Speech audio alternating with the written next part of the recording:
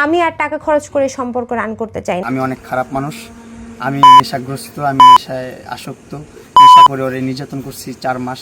করাইলের বস্তিতে ছিল, ওর মায়ের ন্যাশনাল এনআইডি কার্ডটা এখনো দেখেন।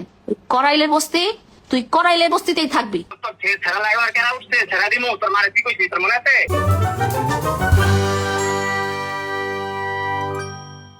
আমাদের যে 4-5 মাসের সম্পর্ক, বাসা ভাড়া থেকে শুরু করে সবই আমি রান করতাম।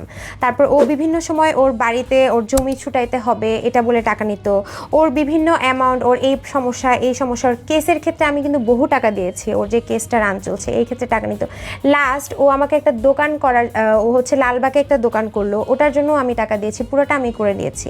তারপর হচ্ছে ও যমুনা ফিউচার পার্কে একটা দোকান নিতে চাই, এটার জন্যই বেসিক্যালি লাস্ট যে ঝগড়াটা, লাস্ট আমি বলছি না, আই এম ডান, আমি আর টাকা খরচ করে সম্পর্ক রান করতে চাই না, আমি আর টাকা খরচ করে কোনো সম্পর্ক চাই না।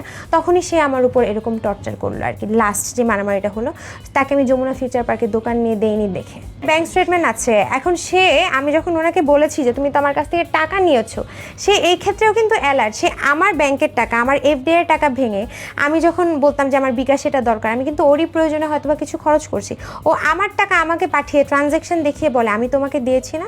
নেশা করে ওরে নির্যাতন করছি 4 মাস। আসলে আমি মানুষের কাছে একটা প্রশ্ন রাখতে চাই, একটা মানুষকে কিভাবে 4 মাস নির্যাতন করতে পারে, আর কিভাবে নির্যাতিত হয় একটা মানুষ 4 মাস? আমাকে লাভ ম্যারেজ করছে, ওর ফ্যামিলির এগেইনস্টে যে আমাকে বিয়ে করছে, ওর ফ্রেন্ড সার্কেলের এগেইনস্টে যে আমাকে বিয়ে করছে, পৃথিবীর এগেইনস্টে যে আমাকে বিয়ে করছে। ও আমাকে বলে আমি জঘন্য মানুষ, ঠিক আছে, আমি পৃথিবীর জঘন্যতম মানুষটা, এটা আমি অ্যাপ্রিসিয়েট করতেছি, আমি মেনে নিচ্ছি। আমি জঘন্য জানার পরে তো তুমি আমাকে বিয়ে করছো, এই জন্য তো আমার এতটুকু করার মানে দায়বদ্ধতা আছে যে আমার নিয়ে যেতে হবে আমার বউটাকে ওর ফ্যামিলির কাছে, যে ওর ফ্যামিলির সাথে কথাবার্তা বলে ও ফ্যামিলিকে নর্মাল করুক, ফ্যামিলির সাথে সম্পর্ক ঠিক হোক। এখন যেভাবে আমাকে ইলেকশন দিচ্ছে যে আমি মাদকাসক্ত, আমি এইটা খোর, ওইটা খোর, সেটা খোর, ওকে না, আমি খারাপ, তুমি অনেক ভালো, আমি তোমাকে খারাপ বলবো না। আমি আমার কারণে খারাপ হয়েছি, আমি আমার ক্ষতি করতেছি, আমি নষ্ট, আমি নিজেকে নষ্ট করতেছি।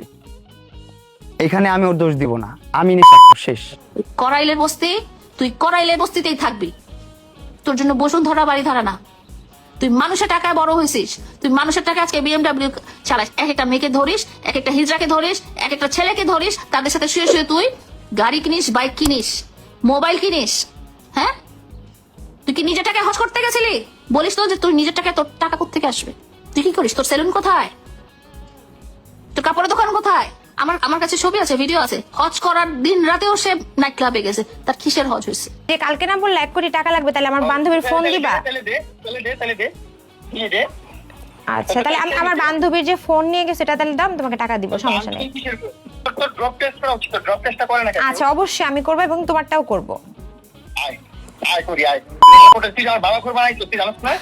আমি বানাইছি? আচ্ছা ঠিক আছে, আমি জানতাম তুমি এই ধরনের মিথ্যা কথা বলবা, কোনো সমস্যা নেই।